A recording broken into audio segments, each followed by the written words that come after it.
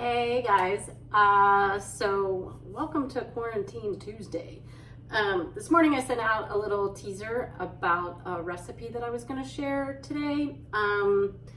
Super easy, and now that we all have a little bit more time in our hands, if you're working from home, you can sort of get some of this going while you're working on some other projects like I did today. Also, I'm shooting this all myself from my cell phone, so you know, I'm not like the cooking shows. I don't have fancy clothes that match my backdrop or anything like that. It's just me, little surfer Nicole, who loves to cook. So my dog may come around, my husband may come around. It's all part of the fun. Anyway, we went shopping yesterday, and as we all know, it's been really challenging to find a lot of products to live our normal life.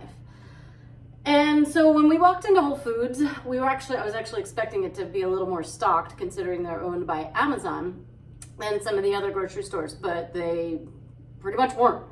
But what I did notice when we went in, they had a bunch of butternut squash. There's just so many squashes, but I grabbed this, about 2 pounds, and my suspicion is because people are a little scared of them. They don't know how to make them, so they tend to buy maybe canned soup, or maybe buy the pre-cut, already pre-packaged. But it's really simple to just make yourself. And so what you just gotta do is oven roast it. And you just put it right on the rack at 375. And again, this is about 2 pounds, and I roasted it for about 45 minutes. Let it cool, because it'll obviously be very hot when it comes out. Cutting this without roasting it is really challenging. So that's why my little trick is to just roast it in the oven for a little bit. That'll soften it up. And then you'll see, once you cut it open, like most squashes, it has some seeds that you'll want to dispose of. So I just take a spoon, and this is still a little hot because it recently came out of the oven. So that's all you want to do.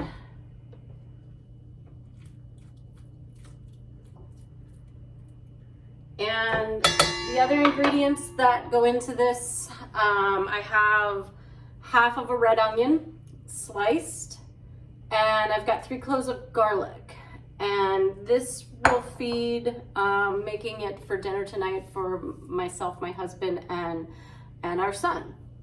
And normally I would make it with veggie stock, but they were out of veggie stock, so I have turkey stock.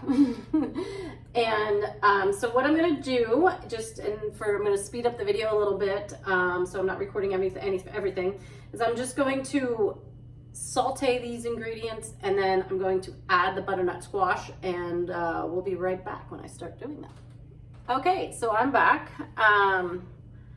Got my butternut squash that you just scoop it right out. It falls right out, and I just toss the skins into our compost. You're gonna need a large stock pot. I love using Le Creuset. I'm gonna turn my heat on to hot, about medium high. I have some olive oil, and I'm gonna put probably equivalent of maybe 2 tablespoons, and let that warm up a little bit.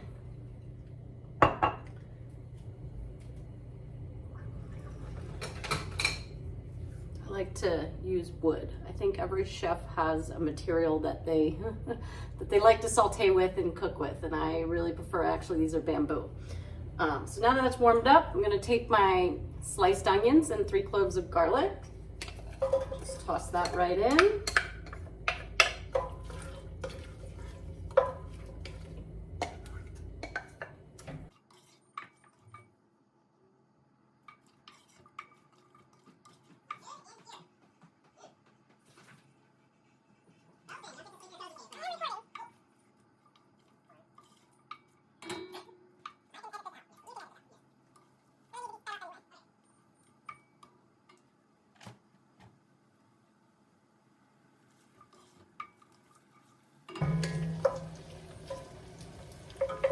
Okay, so while that's sauteing, again, I have just a tiny bit of chicken broth left over from the other night that I'm going to end up using, and then I'll just put the rest of turkey stock. Given that it's a vegetarian soup, like I mentioned, I would normally use veggie stock, but they were out. So this will just give it a little bit of a different taste, and some different things that you can use, to top off the soup. If you want to keep it entirely vegetarian, you could oven roast some cashews and chop them up and sprinkle them on top, or you could use pumpkin seeds, do the same thing, oven roast them, chop them up, sprinkle them on top. Or if you want some protein, bacon. You can cook some bacon and sprinkle that on top as well. So this is almost getting ready.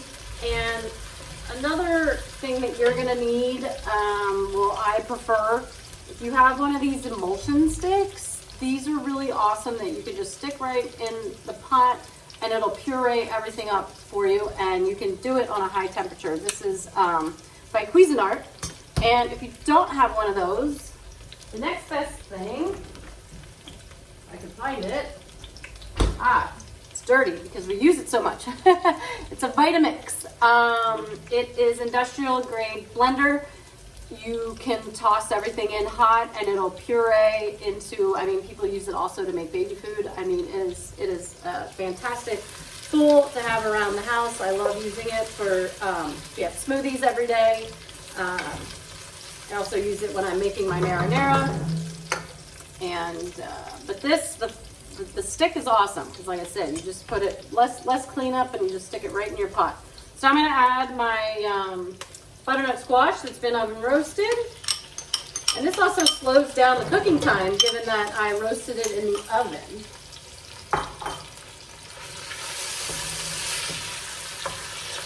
Hi, Finn. My dog is paying a visit.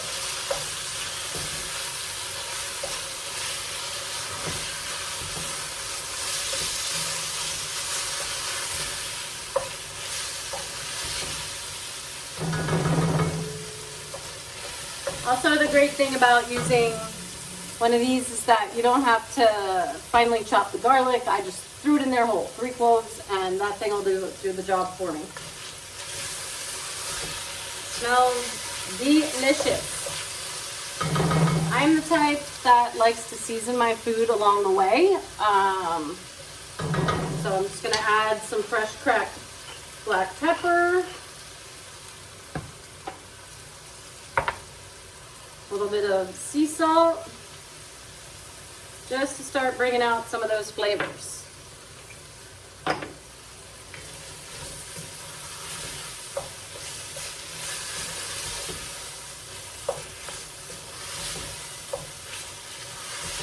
So in the teaser, while this is cooking, I talked about wine, and butternut squash is pretty versatile, but I think my favorites, like if I was going to do a white wine, I would do a Gewürztraminer, just because Gewürztraminer tends to has like this really savory ginger characteristic that will just pair so well with butternut squash. You could even put some fresh ginger in the soup if you prefer.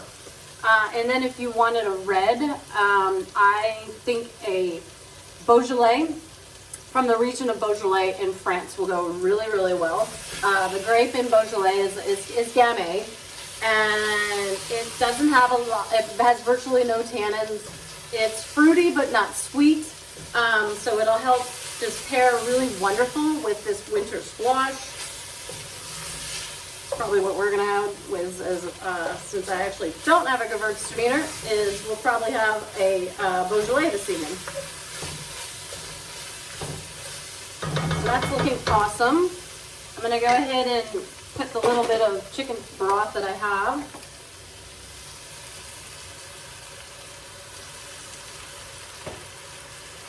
And then finish the rest. Turkey broth.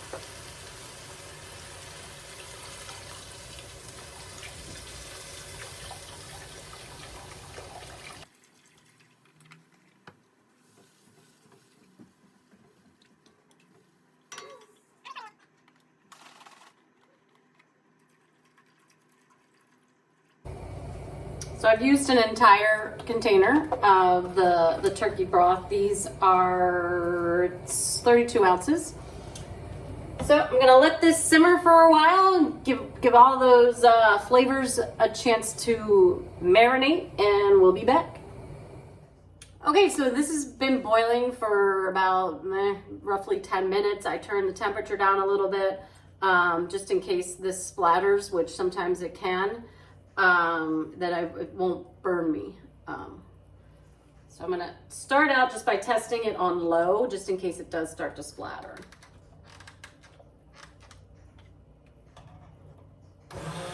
And we're good. So I'm just gonna crank it up to high. And it's pretty easy. All you gotta do is just move it around.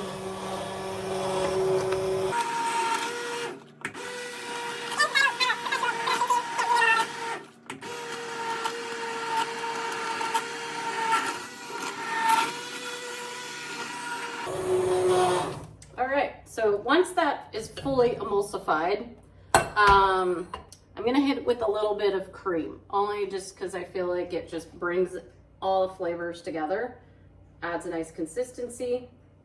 So I'm putting about 2 tablespoons of cream in here.